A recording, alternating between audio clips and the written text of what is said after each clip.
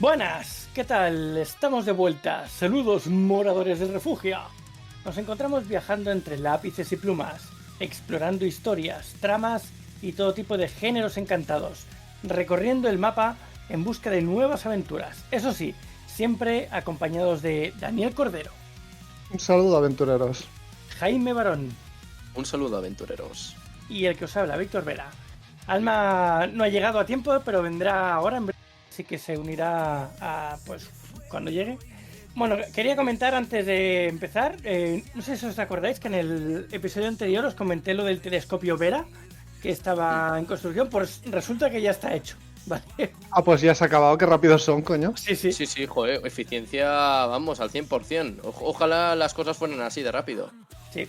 Pues resulta que ya tenemos las primeras imágenes del espacio profundo del telescopio Vera y la verdad es que, ojito, tiene una resolución bastante buena y se ven muchísimas galaxias. Los frames que ha cogido, no recuerdo si dijeron que eran 900.000 galaxias o algo así en nada, en un fragmento muy chiquitito. Y después ya había descubierto dentro de nuestro sistema solar 2000 y pico asteroides nuevos. Objetos que hay en nuestro cinturón de... El que hay entre Marte y Júpiter ha descubierto 2000 objetos nuevos solo en una ráfaga, en un arco bastante corto. Así que cuando le dé toda la vuelta al sistema solar, a ver cuántos saca nuevos. Pero a menos de ti, joder. Es que... Sí, sí. También te digo, el ingeniero que en una semana acaba el telescopio, que lo contraten para las obras de Samboy, por favor. Ya te digo. Desde luego. Sí, joder, a ver si ahí en ese aspecto aceleran, porque, joder, increíble que... A ver, que no es lo mismo un telescopio que esa obra, pero aún así, joder, que eficiencia y eficacia al 100%. Un tío hecho y derecho, que cumple con los plazos y seriedad a tope. Sí. Es la diferencia entre terminarlo en menos de una semana y estar más de 10 años de obras para un desvío de una autovía solo. Pero bueno, es lo que hay. ¿Qué tal, Lozarn? ¿Cómo estamos? Saludos. Bueno, también decir que bueno, que ya no queda mucho tampoco para el evento que estamos montando, Refugio el Aventurero, en Cañillas, Barcelona, el 4-5 de octubre. Ahora, como estamos comentando antes de empezar, que van a venir bastantes asociaciones, entre ellas la de Dune, la de Stargate, Star Wars, Star Trek, El Señor de los Anillos, Harry Potter. Van a haber bastantes actividades de soft combat, algunos talleres, va a haber un montón de cositas. Sobre todo también tenemos stands de escritores, de ilustradores, de todo de fantasía épica y ciencia ficción. Van a haber cositas por ahí, ¿vale? Entonces los que queráis venir, pues ahí estaremos y nada, espero que os guste. Y ya que estamos, pues también te invito a escuchar la música que estamos haciendo de nuestra saga, que por cierto allí en el evento vamos a presentar las últimas 6 canciones del primer álbum, del primer libro. Así que a ver qué os parece, ya nos comentáis. Que por cierto, esta que escucháis de fondo y la de cierre son nuestras. Y mientras tanto podéis escucharlo en Spotify o en cualquier plataforma de música e incluso utilizarlo en las redes sociales, en cualquiera, en Instagram, en Facebook, en YouTube, TikTok, utilizar nuestras canciones. Lo podéis encontrar como Saga Galdin, todo juntito. Y bien, pues tras saludar como es debido y presentarnos ante los apuntes, entraremos en el bosque y plantaremos nuestra hoguera. Saludaremos y como es habitual nos sentaremos y hablaremos mientras llenamos nuestros estómagos. En el episodio de hoy hablaremos de nuestra serie del taller del escritor y esta vez hablaremos de el inicio de la escritura, ¿vale?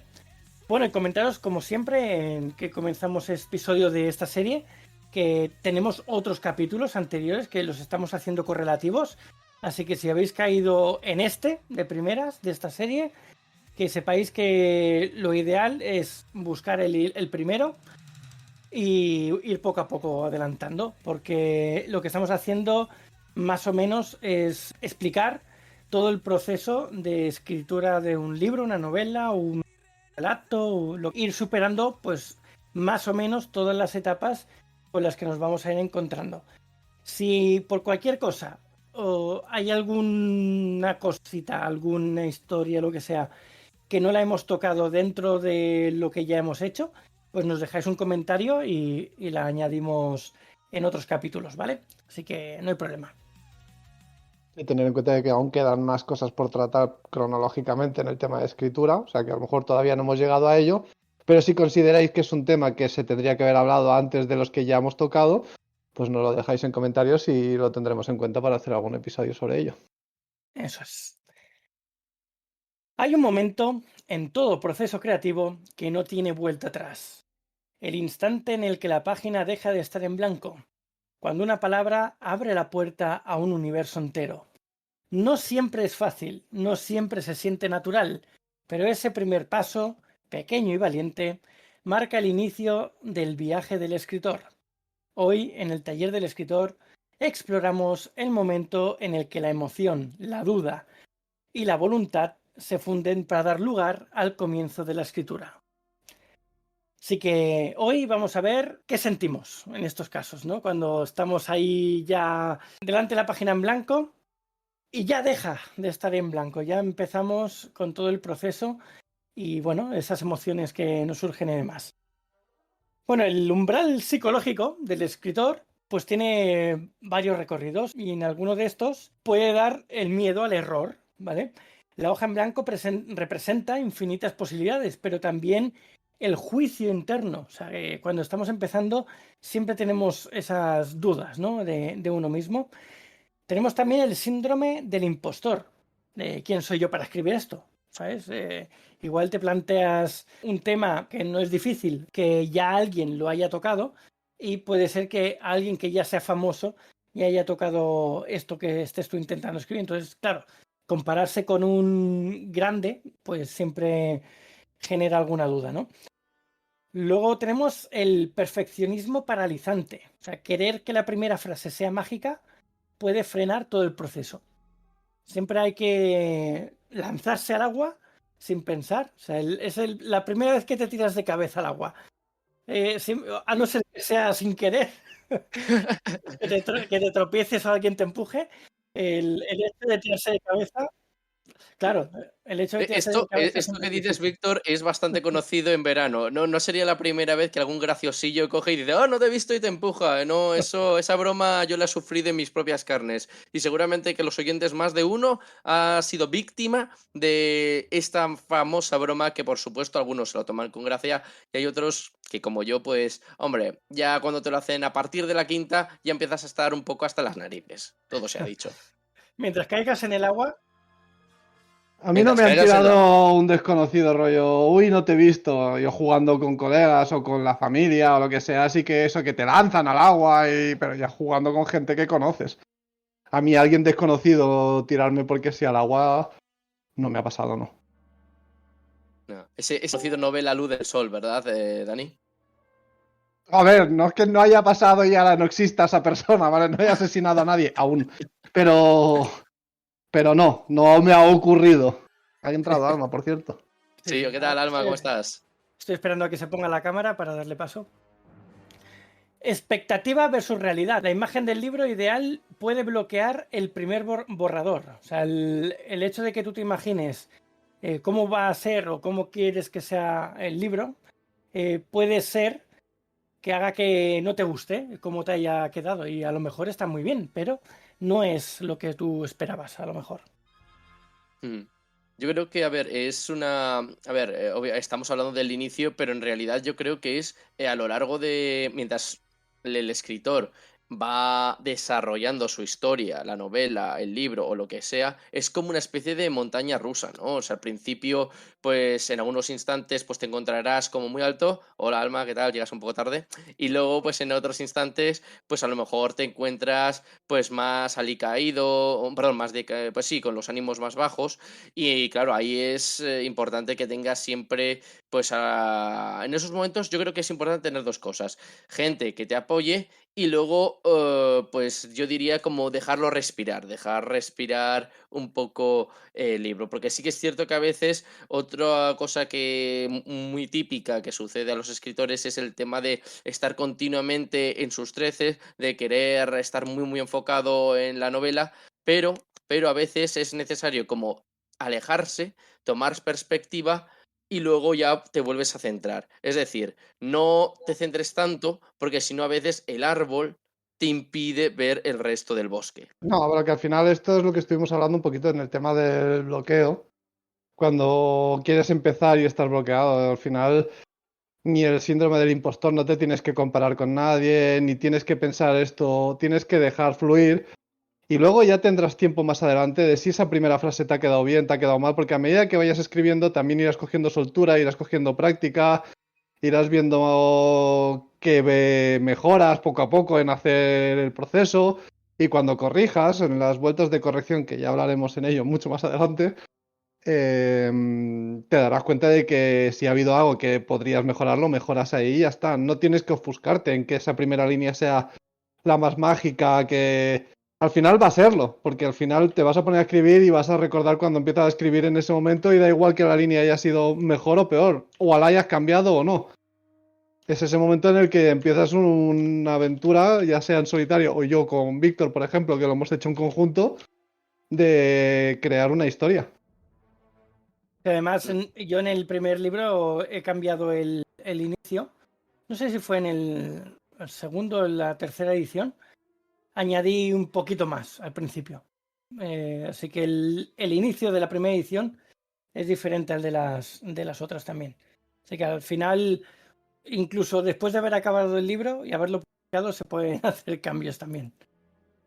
Sí, Mucho cuidado con eso, porque puedes fastidiar a los editores. Los editores se enfadan. O sea, esto que dice Víctor se puede hacer, pero hasta cierto punto, porque los editores también son personas y, bueno, no es que sean tus jefes, pero no son tus siervos. No es ni lo uno ni lo otro. Y claro, está ese acuerdo, tanto escrito como tácito, entre ambas partes, que llega un momento en el que el libro no se puede modificar más. O sea que añadir porque sí hasta cierto punto, ¿eh? No hace falta pasarse. Hay puntos en los que se puede, ¿eh? Ya lo veremos también mucho Sí. más adelante cuando lleguemos a las editoriales en esta serie. yo saludar primero, que me incorporo un poco tarde hoy, y he cogido un poco el capítulo empezado, pero yo creo que estabais hablando un poco de cómo empezar, ¿no? De ese momento inicial, ¿me equivoco? Sí, por lo que he oído un poquito en este rato, Hoy va todo de eso. Sí, decir que cuando... yo creo que esto es lo más importante, por lo menos lo que puedo decir por mi parte, al iniciar una novela, un escrito, un relato, cualquier cosa, que realmente no importa tanto cómo lo empieces, sino que lo empieces. ¿Qué quiere decir esto? Que cuando tú tienes una idea en la cabeza, plasmarla puede ser dificultoso y sobre todo al principio. Al principio todavía no estás dentro de tu historia, todavía estás en un nivel racional y no un nivel, digamos, creativo puro. ¿Qué pasa? Que al principio, cuando empiezas, tienes que saber que el inicio de tu historia es fundamental, porque es lo primero que va a leer el lector, valga la redundancia, lo primero que le va a llegar y tiene que ser excelente, pero al principio no lo vas a hacer excelente. Con lo cual no importa, tú inicia como quieras, incluso puede ser mal.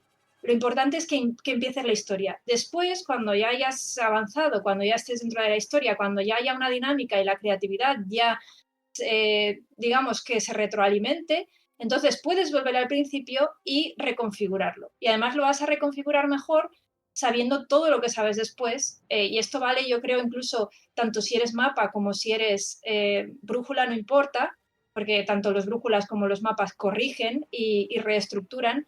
Yo creo que esto es muy importante, ¿no? A la hora de plantearte iniciar una historia, no seas demasiado crítico contigo mismo ni perfeccionista. Simplemente empieza, aunque sea de la manera que se te ocurra.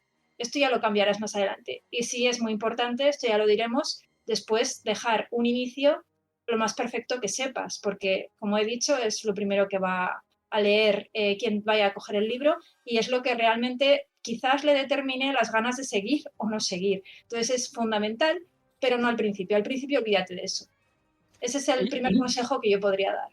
Yo quiero hacer ahí un apunte. Yo creo que los brújula reestructuran menos que los mapa. Diría yo.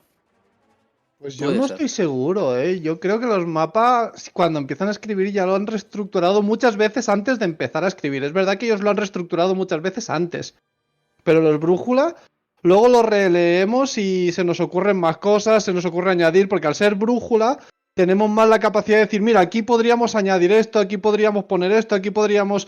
El mapa, como lo has esquematizado tanto, a lo mejor no se le ocurre tanto en mitad de o a la hora de corregir o tal, porque ya lo has esquematizado más, ¿no?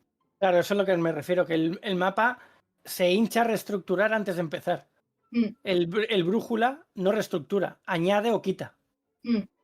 Sí, porque de Entonces, yo tengo un amigo que es puramente mapa y él tiene la escaleta de cada uno de los capítulos con todo lo que va a llevar y estructurado, de tal manera que él escribe y no solo escribe, sino que corrige, hace una primera corrección después de la escritura y al final no tiene ni que reestructurar mucho ni que corregir mucho. Entonces es como que el trabajo lo hace previo, en profundidad, y más adelante pues tiene poco que hacer. Un brújula sí que empieza de una manera más descoordinada, por así decirlo, pero después tiene la capacidad y yo creo que en cierta manera la obligación de acompasar todo y modelar todo, como si hicieras con tu obra un collage o un puzzle y fueras uniendo las piezas. Claro, con yo plastilina.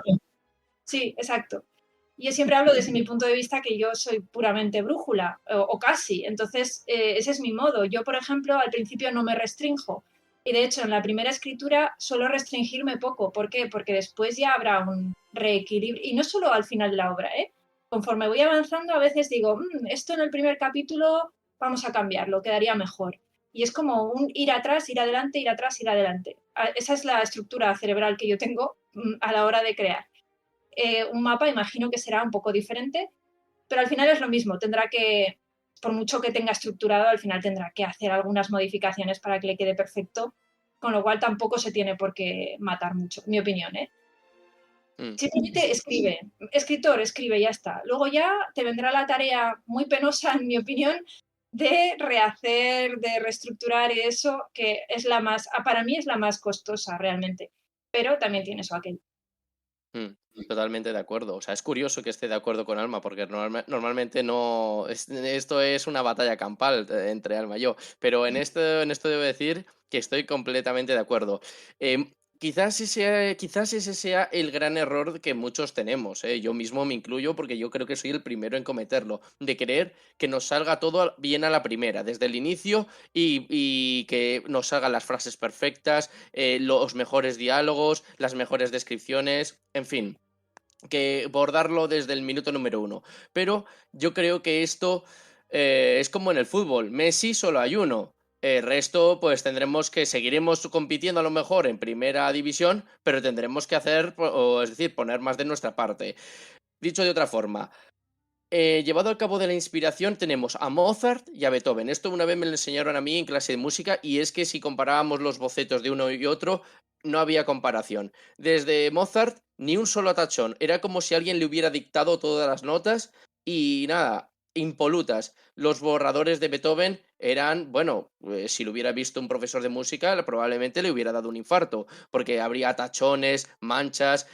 Bueno, también hay que decir que Beethoven era como era. Pero mi punto es que al final escribir una novela o un libro tiene dos partes, bueno, tiene varias partes, pero primero el de escribir y luego el tema de rehacer, que es lo que ha dicho Alma. Entonces, no tengamos miedo a que no nos salga bien o perfecto al principio, porque ya habrá tiempo para perfeccionar y modificar. Pero primero hay que lanzarse, hay que ponerse a escribir, encontrar el hábito de escribir, que esa es otra, porque al final, si no hay hábito, entonces será más difícil que te introduzcas en la historia, que te introduzcas en la trama, y una vez que te introduces, es más probable que las musas del arte te vayan soplando las ideas de toda la historia que quieres escribir.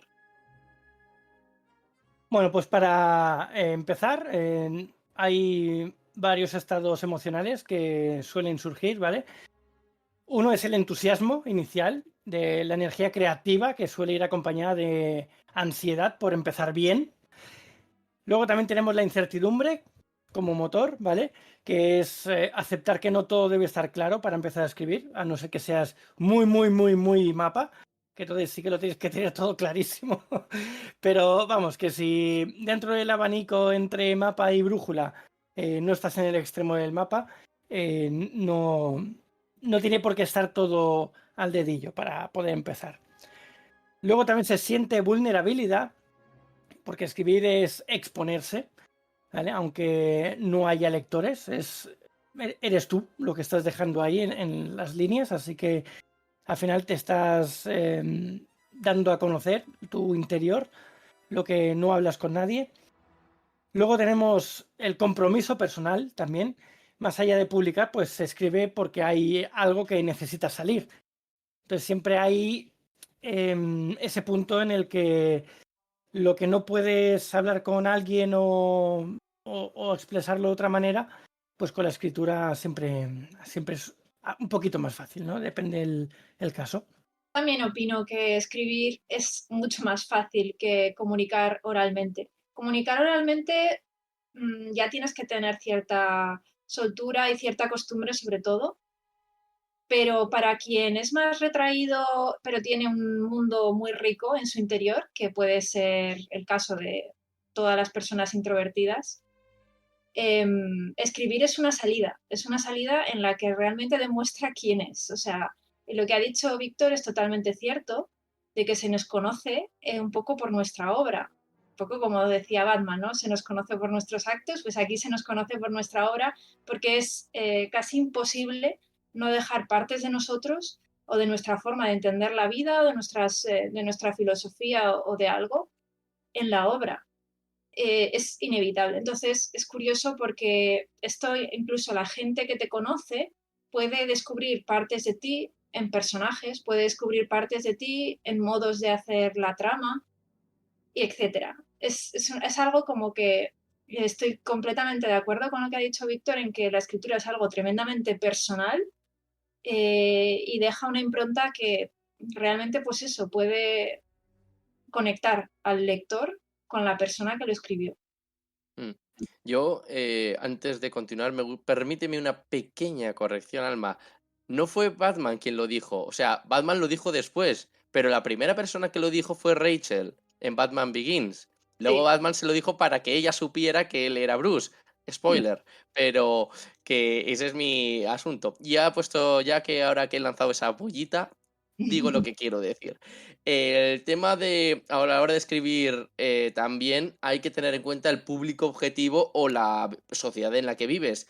Por ejemplo, normalmente ponemos siempre el ejemplo de Tolkien, El Señor de los Anillos. No cabe duda de que es que El Señor de los Anillos es una obra magna y una obra maestra en lo que se refiere al argumento, los detalles, en fin, y también todo tipo de descripciones. Pero yo muchas veces he tenido la duda de que si el Señor de los Anillos no hubiera llegado en el siglo XX y hubiera llegado en los días de hoy, en la época en la que vivimos, yo siempre he tenido la duda de si hubiera tenido realmente éxito. ¿Por qué motivo?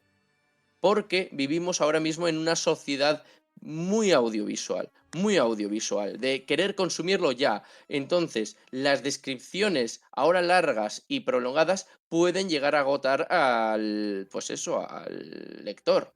Entonces, en El Señor de los Anillos ya sabemos que las descripciones son tela marinera, que hay gente que se pierde en ellas y que le encanta disfrutar de hasta el más mínimo detalle, pero hay otros, y creo que puedo decir la mayoría, pues no les gusta tanto eso. A lo mejor me equivoco y posiblemente, y a lo mejor pues resulta que sí que hubiera tenido éxito. Pero mi punto es, siempre saber en la sociedad en la que vives, no es lo mismo escribir para el siglo XXI, para el siglo XX o para el siglo del Renacimiento. Las cosas van cambiando. Y luego, segundo, también tiene que ver con lo que habíamos dicho antes. A veces hay que anotar las ideas en el momento en que se te ocurren. Y a lo mejor no es el inicio. Es decir, no es el inicio de la historia. No pasa nada. Escribe esa idea, aunque sea el final, el planteamiento, en el momento del que es el clímax, porque luego ya habrá momento para reordenar, tanto para modificar como para reestructurar y ordenar toda la historia desde el inicio hasta el desenlace. Mira, yo te voy a dar respuesta. Tolkien sería famoso a día de hoy dependiendo de los millones de seguidores que tuviese en Instagram. Ya no miles, no, millones. Y en el caso de no tener millones, estaría aquí con nosotros en el podcast. Yo es que es lo que iba a decir. Al final te has dicho, Messi solo hay uno. Solo hay uno que se haya dado a conocer. De todas las millones de personas que hay en el mundo, ¿quién no te dice que en un pueblecillo pequeño hay un chaval que sabe jugar súper bien, pero nadie lo ha visto y simplemente juega por diversión? Al final, tú en el mundo profesional conoces a uno. Pero entre todos los que hay puede haber alguno por ahí oculto que también se le dé súper bien jugar a fútbol y no le tenga nada que envidiar a Messi. Y respecto a lo de mirar al público objetivo, está bien que busques, si buscas un público al que dirigirte. Pero si te gusta hacer descripciones largas, si te gusta escribir de una manera, si te sientes cómodo de una manera, al final si lo haces a tu gusto, a como te sientes más cómodo, posiblemente te quede mejor que si fuerzas el buscar una descripción corta porque la gente se cansa. Al final, no todo el mundo va a gustar de tu obra, eso para empezar. Pero tienes que hacerlo y hacerlo de manera que tú disfrutes haciéndolo. Si lo haces pensando en lo que le gustará a todo el mundo, no te va a quedar bien, porque no le va a gustar a todo el mundo. La hagas como la hagas, siempre va a haber a alguien que ese género no le guste, esa manera de escribir no le guste, y habrán otros muchos que tu manera de escribir le encante, que tu género sea el que busca. Escribe sobre lo que tú te sientas cómodo y sobre lo que tú quieras plasmar en tu obra, no sobre lo que crees que le puede gustar al mundo entero. Eso ya Sí. lo comentamos hace unos cuantos capítulos, que hay que Sí. soltarse. Es que si no vas a hacer algo que no está en sintonía contigo y que además tampoco te va a asegurar que vaya a gustar solo por eso. ¿Por qué? Porque estamos en una sociedad en la que hay cientos y cientos de miles de personas haciendo lo mismo que tú y en el campo de la escritura cada día más y en cualquier otro campo si te metes. Esto ya lo hemos hablado muchas veces incluso con lo de la cetrería que comenta Víctor. Es que está todo completamente colapsado.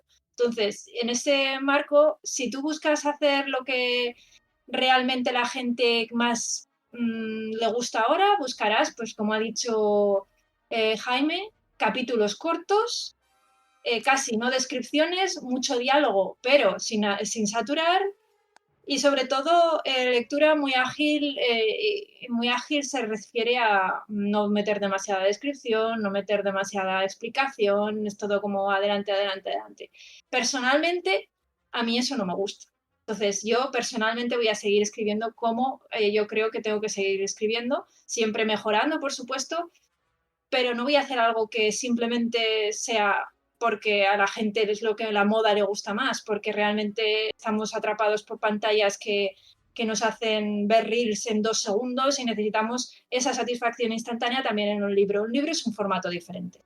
Es un formato diferente y quien se aproxime a un libro de verdad lo sabrá. Y yo creo que en la riqueza y en la variedad de lo que cada autor puede ofrecer está realmente la magia de la escritura, ¿no? Si todos empezamos a hacer lo mismo, con las mismas pautas, ¿qué va a ser esto? Pues un absoluto rollo. Además que tampoco te asegura nada. Hoy en día sabemos que los éxitos editoriales rara vez tienen que ver con la calidad de la obra, pero rarísima vez tiene mucho más que ver, pues como ha dicho Víctor, con el millón de seguidores que tengas en Instagram. Sabemos que las grandes editoriales van a mirar mucho más eso que la calidad de la obra. Incluso se sabe que a gente que no escribe le dice escribe un libro porque tienes una comunidad enorme y se va a vender. Nosotros te lo publicamos y te hacemos tiradas de miles y miles de ejemplares. Es que es así. Todas esas ratios, sí, en un plano, digamos, hipotético y en un plano puramente lógico de lo que a la gente le gusta, sí, pero que no te va a asegurar nada, también. Y encima tú vas a escribir peor porque no es tu estilo. Así que es lo que yo pienso. Sí, sí, O ahora sea, buscan vender más que la calidad. Claro. O sea, un Messi todo es un en el negocio. campo de la escritura, yo te puedo decir muchos, no lo voy a decir obviamente porque no procede, pero te puedo decir muchos ejemplos de gente que está en el top, top, top y gente que está muy baja y que se merecería bastante más estar en ese top que está esa persona, que probablemente está ahí pues por otras causas que todos sabemos. Entonces, Es triste, sí, pero es que es lo que hay. Y eso pasa en la escritura y pasa en cualquier cosa, en cualquier ámbito de la vida. Pasa en una empresa que ves que el más trepa o el hijo del jefe o lo que sea está ahí y el más trabajador, el que se deja la piel, igual lo echan. O sea, es que pasa en cualquier ámbito de la vida. No, no podemos tampoco guiarnos por eso. Y si lo echan, le hacen un favor, ¿eh? Sí, sí. Exacto. Porque No, si el no, rumbo de la empresa va a ser ese, mejor no estar ahí para verlo. El problema es cuando todas las empresas van más o menos por ahí. Claro.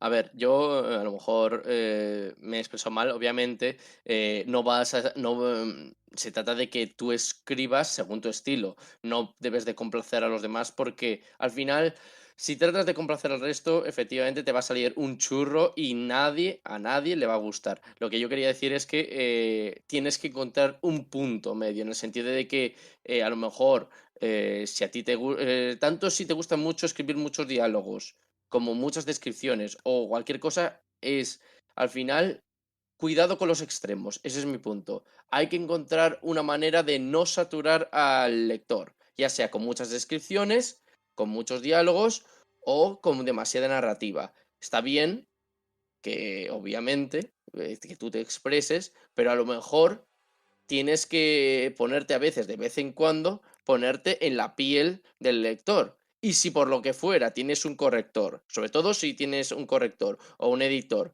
de confianza que te dice, yo esto lo tendría cuidado porque a lo mejor puede agotar, pues entonces hay que escuchar. A veces es cierto, a los artistas está claro que no nos gusta que nos corrijan porque creemos que a veces son unos entrometidos que quieren destruir nuestra obra, pero en nada más, o sea, todo lo contrario, lo que quieren es que quede un poco mejor, que quede perfecta. Entonces, ese es mi punto, que al final, pues, encontrar un punto medio. Pasa que también va a depender mucho de lo que quieras conseguir, porque a lo mejor no quieres que todo el mundo te conozca, simplemente quieres que un nicho de gente a las que les gusta justo ese tipo de forma de escribir o de lo que sea, pues le encante. O sea, y a lo mejor tu nicho es simplemente, yo qué sé, 1000 personas, por decir algo. El problema es llegar a esas 1000. Pero a lo mejor lo que quieres es ser eso, ser una pieza de culto, ¿no? Como se dice, que Sí. no es nada grandioso para que todo el mundo lo conozca y todo el mundo sepa de ti, pero sí que ese pequeño nicho es lo que buscas y es lo que quieres conseguir. Eso ya va a depender de lo que quiera cada uno. Sí, o sea, aquí ya depende. Pero vamos, sí, yo entiendo completamente vuestro punto y efectivamente, o sea, la cosa es que depende de lo que quieras. Si quieres convertirte en una figura de culto, pues a lo mejor no, pues oye, pues vas que chutas, no cambias ni una sola coma porque consideras que es perfecto tal y como está.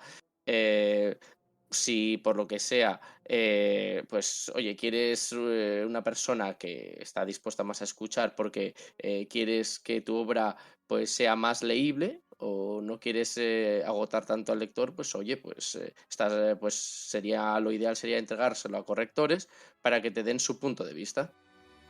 Que no agotes al lector es que va a depender del lector más que de la obra.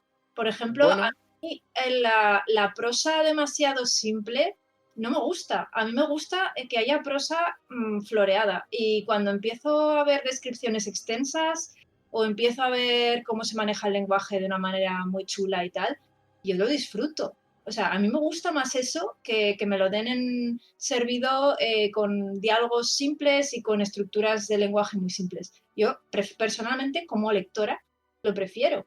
Entonces, depende del lector también. No a todo el mundo nos gustan las mismas cosas. De hecho, lo habremos visto. Hay gente entre nuestros lectores que nos dice una cosa y hay gente que nos dice otra. Gente a las que maravilla una parte de la historia y a las que les maravilla otra, o no le gusta una parte o no le gusta otra, dependiendo de quién la está leyendo. Entonces, es que es... Es que al final hay gente que ha leído el libro y hay una persona que te dice esta parte es la que más me gustó y a lo mejor esa otra persona te dice pues esta es la que se me resultó más pesada. Y es la misma parte. Sí, a mí es que eso me ha pasado concretamente. Entonces es muy curioso Y claro, lo único que llegas a la conclusión es haz lo mejor que sepas y ya está, porque es que no vas a poder gustar a todo el mundo, ni todas las partes de tu obra van a gustar a todo el mundo. Sobre todo porque el lector, como persona, trae consigo un bagaje, trae consigo unos prejuicios, trae consigo unas experiencias. Por ejemplo, a una persona le puede gustar, por poner un ejemplo, escenas subidas de tono le gusten mucho porque dan agilidad a la historia y dan esa spicy, personas a las que esas escenas le horrorizan, aunque no sea una novela de eso, quiero decir, eso es un ejemplo. Pero con cualquier cosa lo puedes encontrar. Escenas que, personas que le gusta, por ejemplo, personajes más bien hablados y más cultos y otras que les gusta pues personajes más de la vida diaria porque dice que lo otro no es normal. Lo normal es gente pues que hable mal, que hable tal. Es que cada cual trae sus cosas. Entonces no lo van a leer igual. Aunque sea lo mismo escrito, no lo van a leer igual. Con lo cual, como escritor, tu labor más que nada es dejar tu propia impronta en la obra. Que sí, que luego hay unos códigos que te pueden ayudar a vender. Y es verdad que hay que escuchar a tus mentores. Si tienes mentores como correctores o editores y demás, puedes escuchar lo que te dicen y seguramente te sirva. Pero no es lo básico. Lo básico es que tú seas fiel a ti mismo y que aprendas. Obviamente, puedes estar equivocándote y puedes mejorar. Eso siempre tienes que mejorar.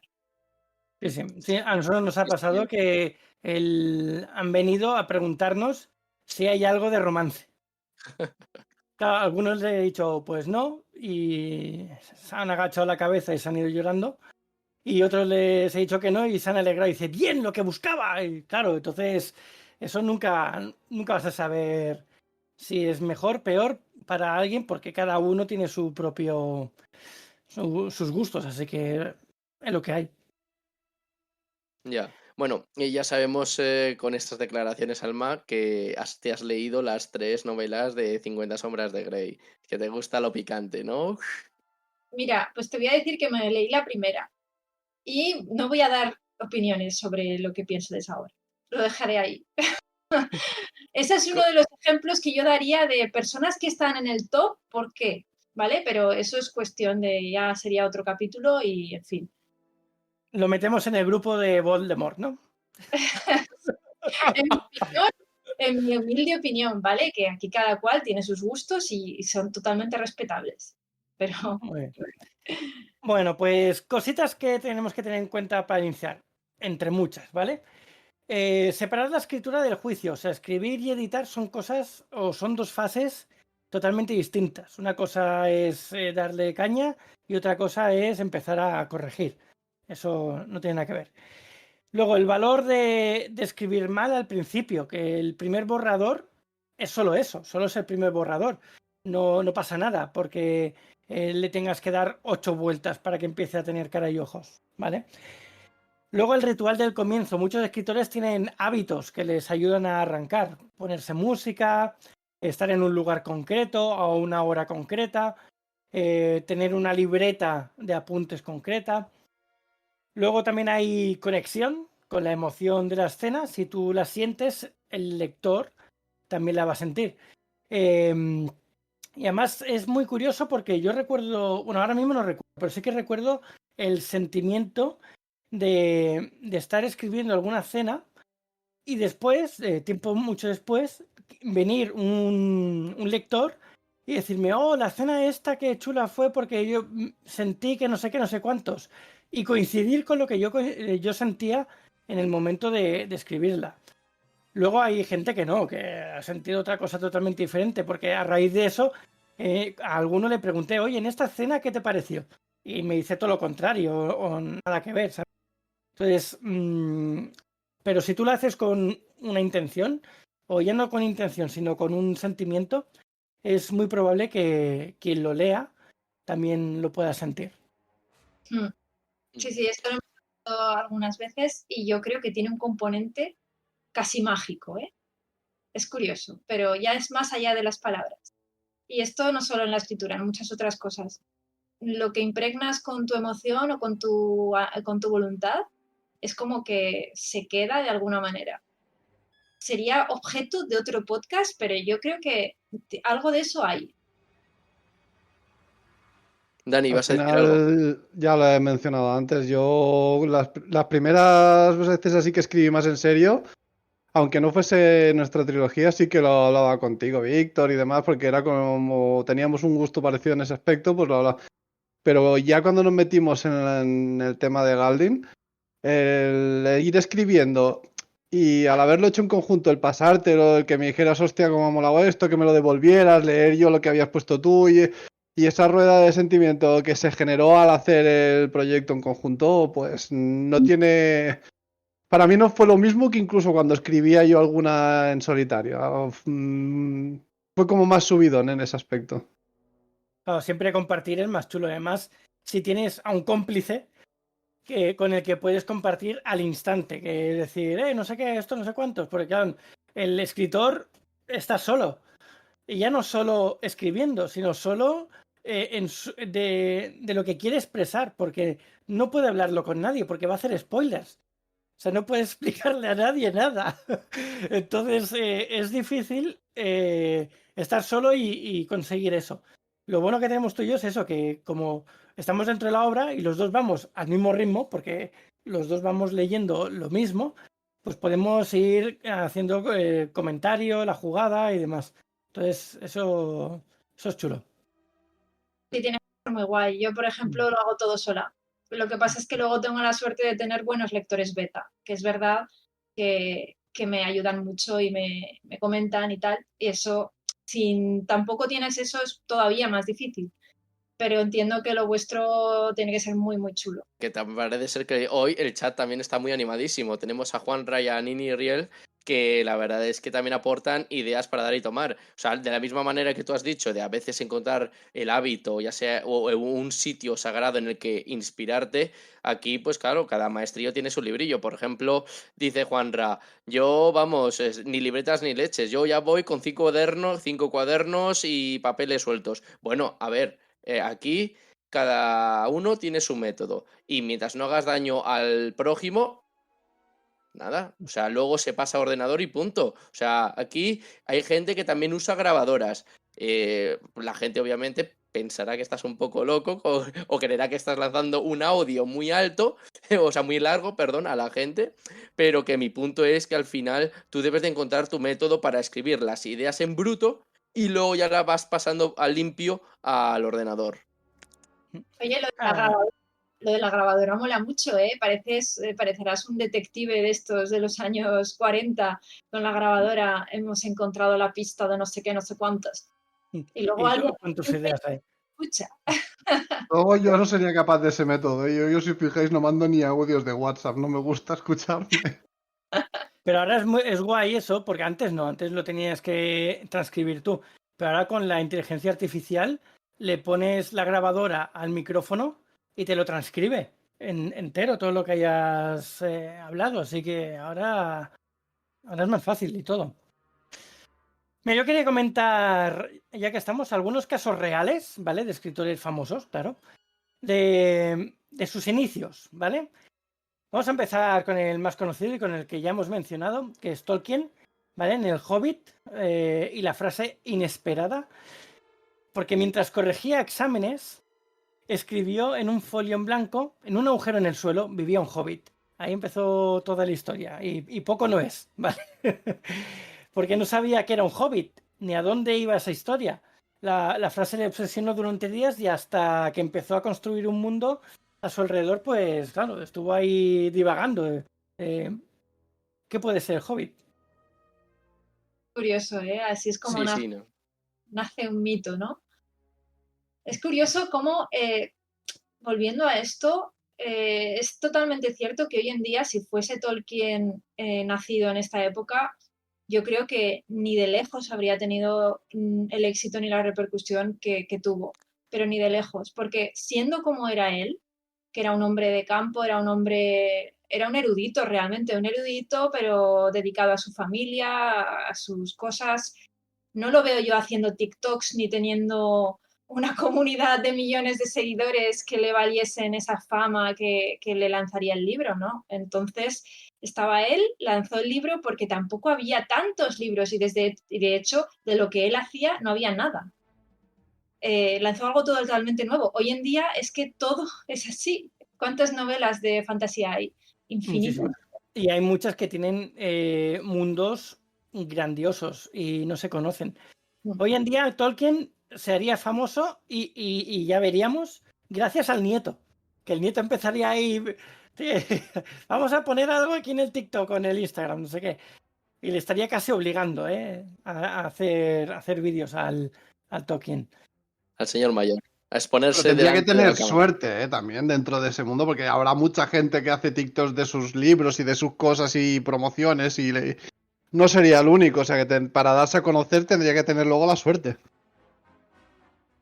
Mira, hablando de él, aparte de que tardó varios años en terminar El Hobbit, parte del inicio fue reescrito varias veces antes de sentir que tenía el tono adecuado, solo por el tono, ya no lo que decía. Entonces, es lo que decimos, que al final empezar no requiere saberlo todo, solo es dejar que una chispa te guíe, así que es lo que hay. Tenemos más, va. Neil Gaiman, el consejo de seguir adelante, ¿vale? Gaiman asegura que su mejor herramienta al empezar es aceptar que el primer borrador será imperfecto. O sea, que no lo que primero que escriba va a quedarse ahí para siempre. Y suele recomendar, escribe y luego reescribe. Luego primero, lo primero que pongas no tiene que ser bueno, solo tiene que existir. O sea, básicamente que empieces y ya está. Y a ver qué pasa. Cuando comenzó con Coraline, no sabía si era una historia para adultos o para niños. Pero igualmente tiro millas y ahí a ver qué sale. La curiosidad es que le costó más de 10 años terminar Coraline. Y escribió la mitad, la dejó y años después la retomó. O sea, para que veamos que no hace falta hacerlo todo el tirón tampoco. Hombre, tampoco hace falta ver, lo ideal es que haya cierta constancia, que a veces es cierto, pues eso, que tengas altibajos y bueno, pues oye, pues que a veces en un momento dado pues lo dejes, pero lo ideal es que pues que cada día escribas un poco, que obviamente esto es fácil decirlo, pero mucho más complicado hacerlo, porque el tema de las emociones en un autor o escritor pues son a veces tu mejor aliado o tu peor enemigo. A veces te hinchan, te inspiran más en algunos días, pero hay otras veces que te aplastan y en esos días o te encuentras con tu mejor amigo o amiga para animarte vamos, o te hundes. Son días nefastos, días grises. También hay que aprovechar eso para escribir así, escribir gris. Gris. Aprovechar tus emociones negativas, ¿no? Para Claro. escribir algo Sí. que se impregne también en la obra y produzca ese pesar. Es verdad. Muchos escritores lo hacen, que cuando están desanimados, escriben desanimados, hacen un escrito aparte, sin seguir la historia por donde iban, y entonces tienen eso ahí. Esto lo escribí desanimado, esto lo escribí enfadado, esto lo escribí alegre. Y entonces cuando llega a esas partes donde puede cuadrar, pues lo metes dentro. Al final empezar mal es mejor que no empezar. Así que es tirar millas y ya está. Sí. Que además tampoco es igual, depende del género que escribas y de la cantidad que vayas a escribir. Es que no es lo mismo tratar de escribir una historia épica en un mundo creado en 3, 4, 5 novelas, 6 novelas, igual de 200.000 palabras cada una, con una riqueza muy grande en cuanto a construcción, que escribir simplemente una historia cotidiana de una novelita corta que igual son 30.000 palabras. Es que ambos son libros y ninguno es mejor que otro. No estoy diciendo que ninguno sea mejor que otro, pero obviamente uno va a tener mucho más trabajo que el otro. Esto es, yo creo que es innegable, ¿no? Entonces, depende de lo que escribas, también te va a costar más o te va a costar menos. También el género que escribas te va a costar más o menos. Si escribes, por ejemplo, género histórico, vas a tener que documentarte de una manera muy grande. No puedes escribir cualquier cosa. Si escribes también divulgación científica, algo parecido, no puedes escribir cualquier cosa. No es lo mismo que escribir pues algo mucho más liviano, mucho más cortito y que sea más cozy, por así decirlo. Que no digo que una cosa tenga más valor que otra, pero depende de lo que escribas, pues va a costarte más o te va a costar menos, tanto en tiempo como en esfuerzo, y tienes que barajar esas expectativas. Claro, es decir, ¿cuántos libros has publicado? No, perdona, ¿cómo son tus libros y cuánto ocupan tus libros? Y yo siempre miro eso, o sea, no es tanto cuántos libros has publicado, sino de qué van tus libros y cuánto ocupan, ¿sabes? Es que todo eso cuesta. Luego tenemos a Brandon Sanderson, para él es construcción por capas, ¿vale? Sanderson afirma que su primer borrador es como montar un esqueleto. Solo necesita tener estructura. El resto ya veremos. Cree firmemente en escribir sin detenerse a corregir. Es como hacer una estructura de Lego de diferentes colores, todo mezclado, y ya pintaré más tarde con los colores correctos, ¿no? Entonces, primero hay que construir la historia, luego ya veremos. Él inició su carrera y escribió 13 novelas antes de que le publicaran una. O sea, antes de publicar una, ya tenía 13 preparadas. ¿Vale? Que no Así está que, mal, ¿eh? No estaba imagínate. nada mal. O sea, para que luego digan que el 13 da mala suerte. Pues nada, la 13ª le publicaron ya la primera. Luego la curiosidad es que el inicio de El Antris fue reescrito muchas veces, pero el corazón del arranque se basó en dejar fluir sin planearlo todo, como decíamos antes. La constancia es más poderosa que la perfección inicial. O sea, el tema es escribir. Da igual que lo tengas claro, no lo tengas claro, que sepas lo que viene o lo que no viene, la cuestión es ponerse y darle caña. Vamos. Luego hay otro pequeño detalle que a mí me gustaría mencionar que tiene que ver bastante con lo que ha dicho Alma.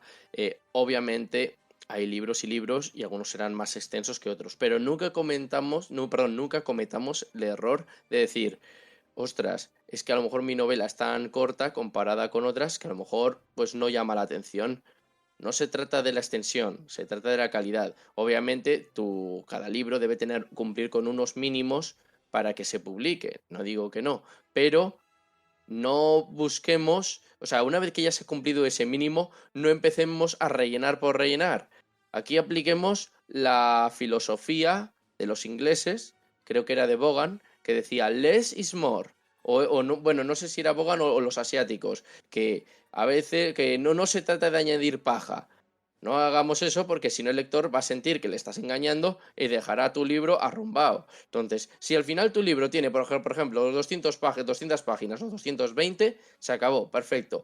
No trates de añadirles más para compararte con un libro histórico de 500 o de 400. O sea, si ya tiene 220 y crees que ya así es como debe terminar y punto pelota, pues se acabó. No añadamos porque sí. Eso es un gravísimo error.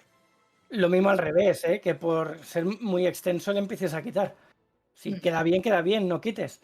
En los eventos también nos pasa eso, que hay gente que viene, coge el libro, se lo mira, le da 2 vueltas y dice, qué grande. Y otro viene y dice, pero si esto no es nada, me lo leo en días. Entonces, Es que no al final, tienes que contentar a todos, es lo que decíamos al principio. es que al final es eso. Y además es que no es escribir a peso, pero hay veces que tu historia necesita peso, necesita páginas. Una historia grande necesitará páginas, una historia más pequeña necesitará menos páginas y ya está. Y la forma de escribir del escritor también. Y el lector, habrá quien le gusten los tochos y habrá quien le guste libros pequeños que se pueda leer fácilmente, porque eso es así. Yo como lectora, por ejemplo, prefiero los tochos. Los libros pequeñitos, digo, esto estará bien, pero no me apetece gastarme casi 20 euros en un libro que me voy a leer en una tarde, ¿sabes? Eso es cuestión de que igual luego el libro está muy bien, pero a mí personalmente me gusta más que si algo me gusta pueda tener más de eso. Otra persona dirá, no, es que yo prefiero los libros pequeños porque así me los leo, no es tan pesado. Es perfectamente plausible, cada uno con sus gustos, pero siempre va a haber gente que prefiera uno u otro, da igual. No es rellenar, es simplemente el formato que necesite tu obra. De todas formas, el tema de los tochos que tú has dicho, Víctor, a lo mejor no necesitas quitar, pero sí dividir. Es decir, si a lo mejor tu libro es muy tocho, pues ¿por qué no dividirlo en dos? De hecho, yo tengo, mira, volvemos al primero, a Tolkien. Yo tengo entendido que antes solamente existían las 2 torres y el retorno del rey. Entonces, vieron que el de las 2 torres era enorme y lo que hicieron fue dividirlo. Y así fue como salió la Comunidad del Anillo. Pasaron de 2 a 3. Eso que pues no estás quitando nada, simplemente divides, porque a lo mejor el volumen del libro es demasiado grande y a lo mejor es más asequible dividirlo en dos. Eso sí que se puede hacer. Y luego, para el otro caso, conozco un truco infalible para conseguir más extensión sin tener que añadir más pajos. Perdón, joder, más sin tener que añadir más pajas. ¿Sabéis cuál es? Sí, A ver. pues hacer una edición con letra más grande o con márgenes más extras. Exacto, exacto. Letra de 20 y se acabó el problema. Pero ¿Qué es que problema? ya no es solo la letra, es los márgenes. Cuando tú ves tochos así, que los hacen aposta sobre libritos que realmente son así, que están vendiéndose a la vez, dices, aquí me están vendiendo como que este es un libro inmenso y luego no es un libro inmenso, pero te lo quieren vender como libro inmenso. Y eso lo puedes ver en cualquier librería. Eso lo hace la editorial, dependiendo de si quiere que sea más grande para que parezca más guay o si no. Eso es así. Es muy fácil de corregir eso. Y A ver, esto también el último. peso del libro, el gramaje del papel que sea menor o mayor para que pese más o pese menos. Claro. Eso también. Está todo estudiado, eso da igual. Más problemas tiene la persona que escribe de más, que lo hace más extenso porque realmente, por ejemplo, las editoriales quieren cosas más pequeñas, que el que escribe de menos. El que escribe de menos, luego se lo extienden, le ponen márgenes, le ponen tal, le ponen cual, y parece igual que uno que ha escrito el doble. Eso es así. A ver, lo último que yo he dicho de letra grande, eso lo he dicho en plan broma. Esto no me lo tengáis en cuenta. Eso, de hecho, puede llegar a enfadar a algunas personas y pueden sentirse, pues, lo peor. Lo peor que te puede pasar, o lo peor que le puede pasar a un autor, es que el lector se sienta engañado. Entonces, mucho cuidado con lo que se hace. No trates de engañársela porque al final, de una manera u otra, el lector no es tonto y te va a acabar pillando. Si es a un crío, pues todavía. Pero el lector, por sí, tú piensas que no es. Piensa que el tío es inteligente y te va a acabar pillando. Entonces, escribe con tu estilo, lo que hemos dicho, y no trates de jugársela. Y luego, pues obviamente, pues habrán pues momentos bajos, habrá de dificultades y errores que subsanar, pero eso como todo el mundo, como todo el mundo. Al final a nosotros nos ha pasado. Sí, que no me acuerdo lo que iba a decir antes, pero ahora al final sí que es verdad que a nosotros, en los propios eventos, hay mucha gente que ve que el libro es un tocho y lo quiere echar un vistazo, ojear y hace mención a, bueno, el tamaño de la letra es el que está bien, o sea, lo mencionan, los propios lectores se dan cuenta y lo miran cuando es un libro grande, ojean y miran el tamaño de la letra, las páginas que tienen y solo al que le gusta leer se fija. Y del mismo modo que no hay que pasarse con la letra grande, tampoco hace falta escribir una letra minúscula, porque yo he encontrado libros en los que dice, ¿esto es una letra o es el signo de un... ¿Esto es un signo egipcio o es una letra o una I latina? O sea, no hay que pasarse, hay que encontrar como siempre el equilibrio y el punto medio, lo que hemos hablado a lo largo del podcast. No hace falta pasarse de lo uno ni de lo otro. Como los libros antiguos, ¿no? Que eran como papel de fumar y la letra súper pequeña y súper junta para que cupiese, que yo Mira, tengo de esos. Y pues de a mí eso me desespera. A mí eso ya, o sea, reconozco que me he leído alguno porque los argumentos me han llamado la atención, pero es que llega un momento en el que, joder, me horroriza. Porque es que, joder, tienes que estar casi con una lupa, pero dices, ¿pero estoy leyendo o estoy buscando un crimen entre estas páginas? Que yo no soy Sherlock Holmes, que yo he venido a disfrutar, no a buscar o a interpretar lo que dice este libro. Pues yo me leí El Señor de los Anillos así, en una edición que era un solo libro y no era demasiado voluminoso, y eran las tres novelas del Señor de los Anillos estaban ahí, y que tenía pues papel de fumar y letra muy pequeñita, así es como me lo leí, y me encantó. O sea, yo personalmente no tengo problema en eso, pero es verdad que ahora ese tipo de libros ya no se hacen. Son siempre libros antiguos, libros pues como Las Mil y Una Noches, ediciones de estas que tienen 50 años y cosas así. Pero aquí a mí como me gusta mucho lo vintage, pues, pues eso. El verdadero inicio de una historia no está en la primera línea escrita, sino en el instante en el que el escritor desafía el silencio. Porque cada palabra que nace rompe un muro invisible y construye un universo que solo existirá porque alguien tuvo el valor de imaginarlo.